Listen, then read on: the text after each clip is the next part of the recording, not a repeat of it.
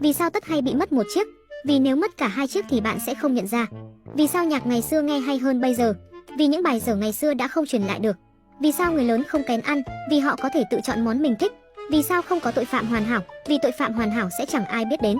Vì sao nhảy dù sai cũng không có đánh giá 1 sao? Vì trên thiên đường không có điện thoại. Vì sao từ xưa hồng nhan bạc mệnh? Vì người xấu chết rồi cũng chẳng ai để ý. Vì sao video đầu tiên của người khác lại viral? Vì những video không viral bạn vốn không bao giờ thấy.